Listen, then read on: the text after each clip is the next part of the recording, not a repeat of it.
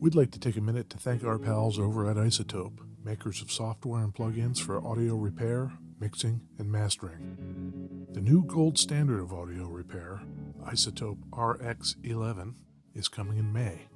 Buy RX10 now on sale and get RX11 absolutely free when it's released. We use Isotope products here at the High Gain.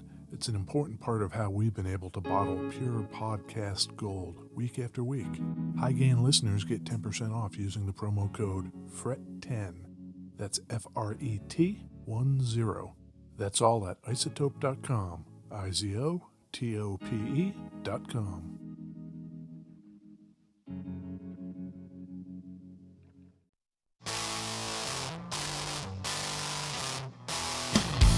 Oh, hey, it's me, Ed Peterson. Hi, Ed. How are you?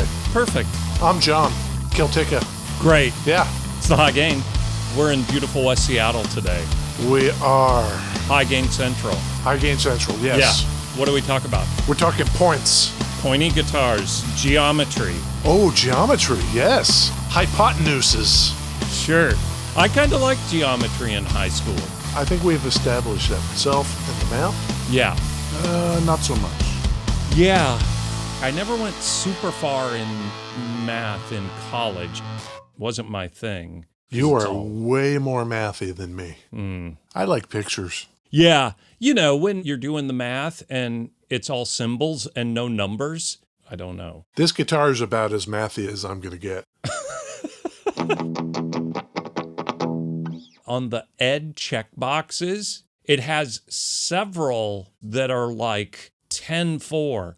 It's black. Yes. It's got a single pickup. Yes. It's got a volume knob, and that's it. All of that. Awesome. And I don't know. It's got a pointy-ass headstock. Yeah. Squier. Yes. It doesn't scream quality, generally. Generally speaking, but we're going to talk about a period in Fender's history today where Squier, in fact... Screamed quality? Yes. Oh, okay, great. Is it Japan? Yes, and this is from the 80s. Yeah, I kind of like it.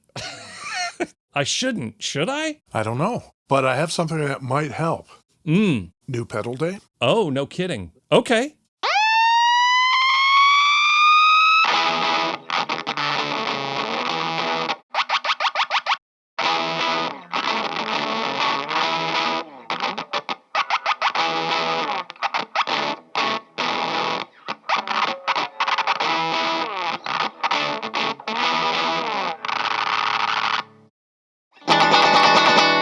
Beverages. Yeah. What is that? This is from our good friends over at Fuzzy Units. Oh my God. They are a newer manufacturer out of... New Jersey. Seattle. Seattle, Washington. Yes.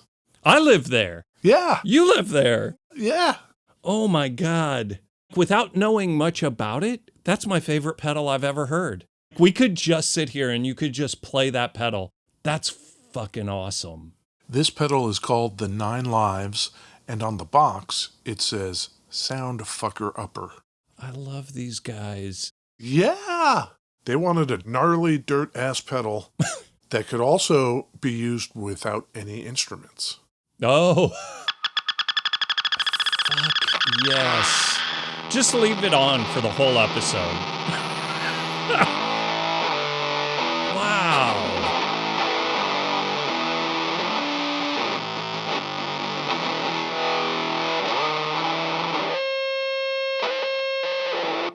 I've got the Death by Audio Supersonic Fuzz Gun. Yeah.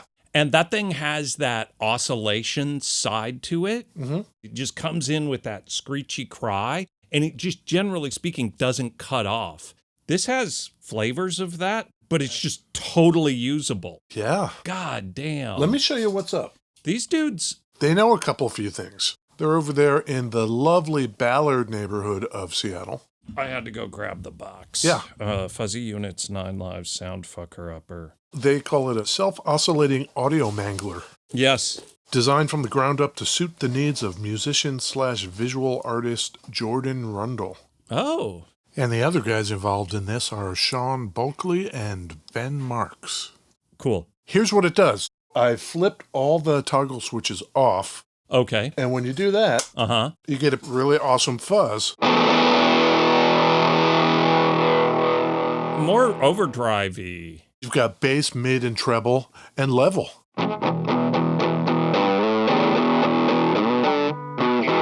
And the fun happens when you start flipping the toggle switches.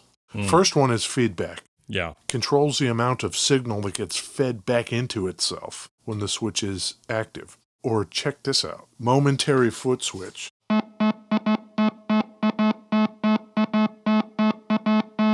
I played that with just this here one finger. With that one index finger. Yeah.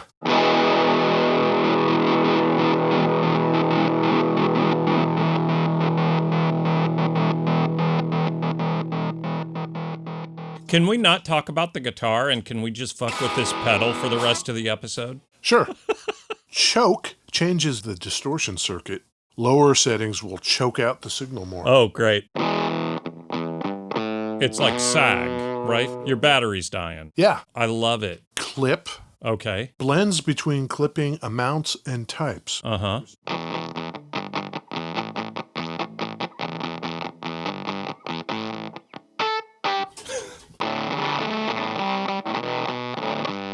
Love it. Pedal of the year. There you go. Pedal of the year. Pedal of the year. I'm calling it now. Fuzzyunits.com. It's supposed to sound like that. It's supposed to sound like that. Hey, what are you drinking? Guinness non-alcoholic draught. Draft? D-R-A-U-G-H-T. Draft. Yes. That's fucked up. Who did that? Is that an Irish thing? Don't know what to tell you. I got a coffee in a crow mug. That's great. What about you? What do you got? I have coffee in a mug too, and Oh, yeah. I've got an Orca beverage. Oh, no kidding. Yeah. I've got the Cock and Bull ginger beer. You love them. Yeah. Very snappy. Yeah. Well, so this guitar, Ed, is a Squier. Mm-hmm. It's from the 80s. Mm-hmm. This is called the Katana, which I believe is some sort of Japanese sword. Mm-hmm. It's very pointy. It's very wedge-shaped. Yep. Why on earth would Fender do such a thing? Is that rhetorical? It can be. How would you like to respond to that? I would not say that the metal community has embraced the Telecaster, the Stratocaster, right? So they did their move into like the super stratty sort of shape, you know, the humbucker in the bridge. But no, metal dudes don't want Fender guitars. And it's the 80s. And I would say that depending on when in the 80s, this guitar could be trying to appeal to the Poison Rat crowd. Equally as likely, maybe, is the Flock of Seagulls crowd. I could totally see this appealing to a new wave kind of crew as well. I could see that too, totally. And that impulse is part of the story. Okay. It was a weird time in Fender's history. Let's go back just a little bit. Mm-hmm. All through the 70s and into 1981, Fender was kind of sucking wind. Quality was thought to be shit. Mm-hmm. Sales were flagging. Not the most profitable, high-quality operation that CBS could have done if they had tried harder, I think it's fair to say. They needed help, so they brought help in. 3 executives from Yamaha. The cats over at Yamaha, global institution that they are, they know what's up. They bring in Dan Smith, marketing guy. They bring in John McLaren and William Schultze. Old Schultze. We know that name. Between the 3 of them, they came up with 2 broad initiatives. Yamaha's a Japanese company. Yes. So these guys are Japanese? They are American. Oh. They were in the North American division, I guess. Okay, so these are American dudes. Yeah. They decide on 2 main avenues of exploration. 1, we need to update this factory. We need better equipment. We need better quality control and better manufacturing processes. Mm-hmm. So they wanted to take the Fender factory down to the studs and redo it the right way. Let's get Henry Ford in here. Yeah, so they started doing that. Mm-hmm. Okay, we're going to fix this. Yeah. Well, if we do that, we can't make guitars there because we're going to tear the factory apart. Let's find somebody in Japan that will make the guitars for us while we're doing that. And that will serve 2 purposes. Yeah. We'll keep product in the pipeline, Mm-hmm. but also we can compete with the imports flooding the market from Japan, all those copy guitars and stuff, on their own turf. So they stood up Fender Japan Limited to do that. And that was 1982. Okay, well, who's going to build these? Let's get the Japanese badasses. They got the Fuji guys. Yeah. Not only did they kick ass making Fenders in Japan, when samples were sent back from Japan to California, they were like, this is amazing. Yeah. The quality was so good, and it was something they hadn't seen out of CBS in years. Right. Let's ramp it up. That ginger beer is good. Oh, yeah, this Guinness is pretty all right. This Guinness Draught. Yeah, the draught. You can have a Guinness draught or you can have a Jaharito. Yeah. Now they've got a reliable pipeline coming from Japan of instruments while they're busy redoing the factory. Yeah. 1984, CBS sells Fender, puts it on the block. Yeah. So our man Schultze gets a consortium of employees and Dan Smith and John McLaren, those guys. Why don't we just buy it? And that's what they did. They bought it. And the stinger there is that CBS was like, we're keeping the factory. That factory they rebuilt from the ground up to be much better. That's not part of the deal. Well, son of a bitch. Now we have to keep doing Japanese stuff while we build a brand new factory somewhere. Yeah. And that's what ended up being the Corona, California factory. Right. Who knows if that consortium of employees would have been able to afford the company if it included a super expensive factory and all the equipment. Yeah. You know. I wonder if that factory, that original factory, is even still there. Yeah. What is it now? Right. So Schultze is at the top of it now. Schultze is the man. Oh, no. Until he isn't. What happened? We lost him in 2006. What year was he born? 26. 80 years old. Putting that linear algebra to work. You mathed the hell out of that. It's pretty good. They renamed it the Fender Musical Instrument Corporation. Yeah. So now we get to your initial point about this guitar and its shape. It's 1984, 85, and they're like, man, we're getting beat to death here. The Guilds and the Charvels and the Jacksons and the Super Strats. And Guild? Yeah, Guild in 85, 86 was the largest selling manufacturer. The metal dudes weren't into guilds, were they? Guild had some metal-y things. Yeah. Got it. We got to do something about this. Hey, Dan Smith, director of marketing. Oh, yeah. What should we do? Well, let's make some new things. Let's go over to the Japanese guys, see what they've got. Yeah. And those cats had some ideas, like this Katana. The original Katana was introduced as a Fender, not a Squier. It had 2 humbuckers. Okay. It had what was called a System 1 tremolo. It was kind of like a Floyd Rose knockoff, simplified version. And not many of those were made. This is 85. So then they switched over to make this Squier version. Okay, let's make it a bolt-on neck. The Fender version was a set neck. Let's make it just 1 pickup, 1 volume control, and a vintage style trim like you might see on a Strat. The Fender Katana. The Fender version. Fender version. Dan Smith designed, 1985, very limited release. What do you think that's going for? In $2024. $2024. A couple grand? $23.86. Pretty good, John. Thank you. These days, irony abounds. And so, yeah, sure. You know, we were talking about, oh my God, these guitars where you can't set them in a stand. This thing's definitely got some, what I think we call in the biz, assware. It's all nicked up. Yeah, you can't put it on a stand without it falling over or hitting the ground. You know. We got this from Thunder Road Guitars. ThunderRoadGuitars.com? Yes. Okay. Use the code HighGain10. Yeah. And you get 10% off. People are doing that. They're flooded. Overrun. Yeah. You know, I was looking for the Fender Katana, $2,400, and then there's several Squiers. I kind of know what they're going for today. I don't know what they were. Well, let's do that then. Okay. In 1985, when the Squier Katana came out, how much was it? Maybe I don't know what their marketing brain was at that time, because I could see them actually putting the Squier name on it and charging a lot for it anyway. I don't think they did that. I'm going to say it was $189. Not bad. Yeah. It was $299. In today dollars, that's like $1,500. No, that's only $856 Oh. in today dollars. So tell me, what does the market say? Right now, the cheapest Squier is $1,000. Huh. That's the cheapest Squier on Reverb. And this one at Thunder Road Guitars is less than that. And if you use High gain 10. High gain 10. You're sitting pretty. You've heard you're in the tall cotton. I've heard that. I wonder the origins of that. I bet they're not good. Purely agriculturally, if cotton is taller, that means there's more of it? Probably, yeah. It might be an okay thing to say. Yeah. I hope so. So how long did it last then, the Katana, introduced in 1985? I'm going to say 3 years. 1 year. Oh, really? Yeah. Oh, bummer. Parenthetically, in 2015, Fender Japan Limited, that cooperative agreement with the Fuji guys, they ceased operation. Fender decided to start their own full-on company called Fender Musical Instruments Japan.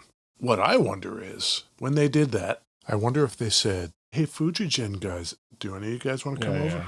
So how does this thing play, Ed? Awesome. It actually does. Stays in tune. Tell me about the pickup.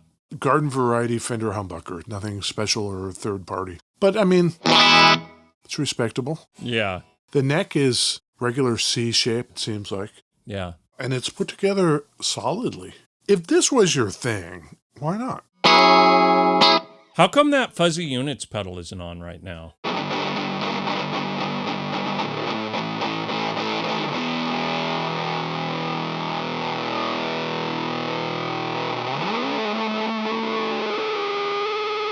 Love it. Yeah. This is one of those guitars where you said, if it's your thing. And it is some people's thing. Here's a couple of odd notes. Okay. The Squier version, they made a bass. Oh, yeah. In 2021, Fender Japan recreates the Katana bass. They got rid of some of the sharper cuts. They put a pickguard on it. It looks pretty cool. Also, out of nowhere, master builder Todd Krause at Fender built a master-built Katana for NAMM in 2016. Oh, for NAMM. And he made it burnt orange. Oh, my God. He kind of rounded out some of the edges, made them a little bigger headstock. He wanted it to look as if, he said, it was some wacky design from the 50s. Yeah, perfect. It's rad. Recovery Effects shortwave with the Fuzzy Units 9 Lives.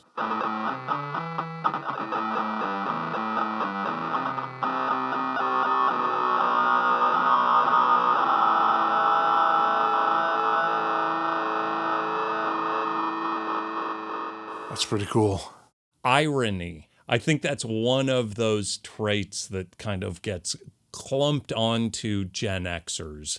I like irony. It's because you're Gen X, that's why. We have a monopoly on irony. We were too cool to think anything was cool. Exactly. At the point that happens, yeah, the only excuse you have for vocalizing a like of something is, well, it's an ironic like. That's super dumb. I love it. Yeah. That's the worst guitar ever made. Yeah. I have to have it. You gotta try it. Try and decide.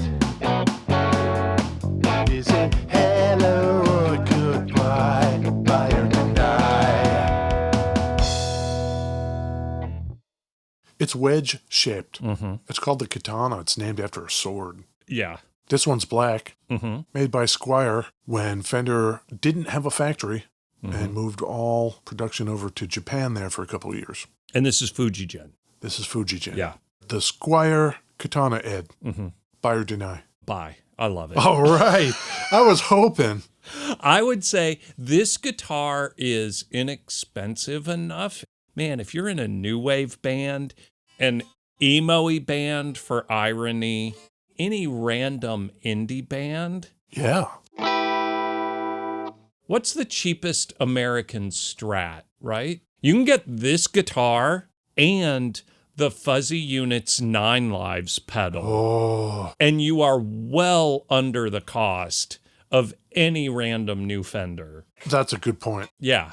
This is one of those weird ones where if this guitar were the Fender version and it was $2,500, like, irony goes a long way with me, but I would have a much harder time saying like, oh yeah, it's worth it. But this thing, you throw a couple stickers on it, you definitely want to mess it up. It's in pretty good shape. You want to mess it up. Yeah. Like it's too pristine, like that glossy black finish. You want to nick that up. I think I agree with you. This is a buy. Really? What? Yeah, I think so.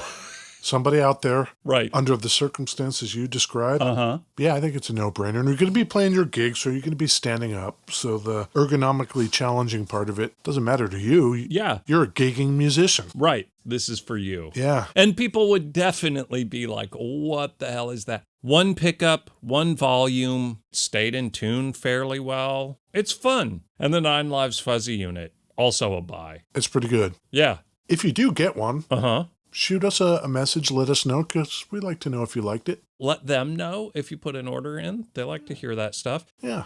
I'm going to take lots of pictures of all the angles. I'm going to take pictures of the angles from the angles. Oh, that'll be great. We'll put them up on Instagram. The high gain. As we do. At Instagram. Yep. Yep. And we are still hanging with our friends over there at the Ruinous Media Network of music-related podcasts. How they been? Well, I haven't heard anything about any kind of a picnic. I don't know what's going on. They're probably just tying up a few of the finer details. Oh, did we forget to add you to that? Oops, I'm sorry. Yeah. Oh, we had that. It was last week. Well, at least you came last year. Oh, we forgot Ben, too. Yeah. We'll send you, an edible arrangement or something. Yeah. I can't wait. Yeah.